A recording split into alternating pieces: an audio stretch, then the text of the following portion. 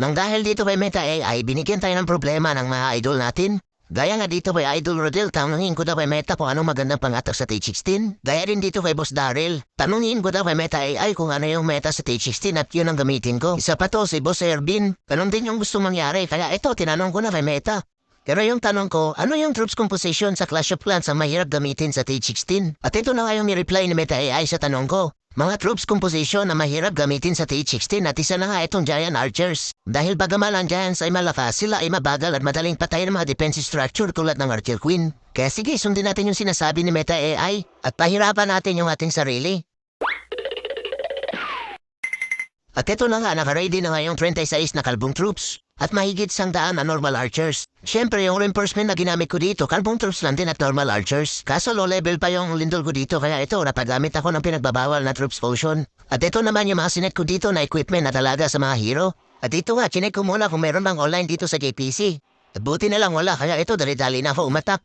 Mahirap na pumiso at baka may makanood. Baka sipain tayo ng wala sa oras dito sa JPC at ang trip na naman tayo. At shoutout nga dito sa clan ng Department of Transportation PH3 na Philippine clan din at kalaban namin dito sa ongoing war namin. At ito na nga yung masorting player si Rio na ginamitan ko ng kalbong troops at normal archers. Dito nga naglapag lang muna ako ng isang archer para malaman kung meron ba nakatagong poste ng PLDC bago ko nilapag yung Plinger. Tapos ginamitan ko lang ng invincible spell yung mga ibang defense bago ko nilapag si Tatang na nakabulalakaw. At yung builder hat na yung pinuntirya ko dito. At ayun, buti naman success at tumama ka doon sa builder hat. Kaso nung milapag ko yung Tupake na Queen na ginamit yung malaking pana niya, ayun paling at hindi nga tumama yung malaking pana ni Tupake na Queen doon sa may town hall. Ayan ang nangyayari pag laging ginagamit, napagod na ata. Kaya dito naglapag na ako ng mga kalbong troops para may tatanggi ni Tatang at sa Tupake na Queen. Dahil kinukuryente na nga ng mga poste ng PLDC. Kaso ang bilis malusaw ng mga kalbong troops at ginumpi ng mga enemy hero at ibang defense. Kaya ito ginamitan ko muna ng invisible spell yung dalawang hero para hindi agad mamatay. Abang yung Tupake na Queen wala atang balak matanggalin yung town hall kaya naglapag na ako dito ng mga kalbong troops para matanggal na yung town hall. Kaso lang nagulat ako sa bantay ni Idol Rio. Dahil dalawang lumilipat na kahoy at may nakasakay na mga bungo. Kaya ito sinabuyan ko na agad ng Moriarty Acid. Tapos binutasan ko naman yung wall dito at naglapag ng ilang pirasong kalbong troops para may tatangki dito kay Tupake na Queen at lilipat naman sila sa kabilang compartment. At dito nga nilapag ko na yung pamalakasang Hirong Tomboy para siya naman yung bahala magtatanggal sa mga defense na nandito sa loob. Tapos dito ko naman nilapag yung Abnoy na BK para siya naman yung magtatanggal sa mga buildings na pakalakalat dito sa labas. Abang yung dalawang kahoy na lumilipat at may nakasakay na bungo, hindi pa pala namamatay at tuwang-tuwa kakahagis ng tayo dun sa mga skeleton spell.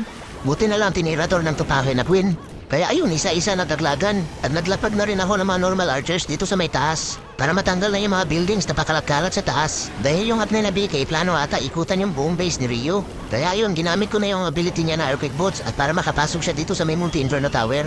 Dahil buhay pa nga yung enemy tomboy. Dito nakapasok na nga yung Abnoy na BK at nakipagsuntukan na nga sa enemy tomboy.